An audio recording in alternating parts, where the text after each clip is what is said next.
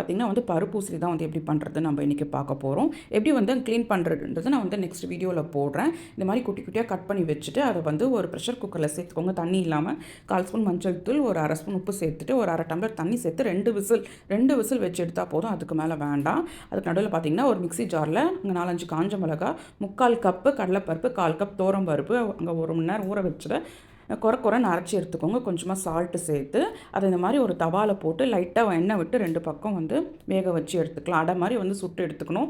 இது நல்லா ஆறுனதுக்கப்புறம் இதை மிக்ஸி ஜாரில் சேர்த்து வந்து பல்ஸ் மோடில் கொடுத்திங்கன்னா குறைன்னு ஆகிடும்.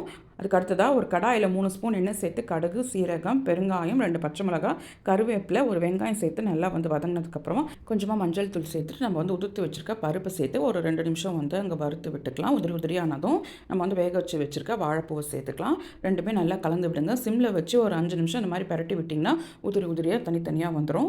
இந்த அளவுக்கு இருக்கணும். அப்போ தான்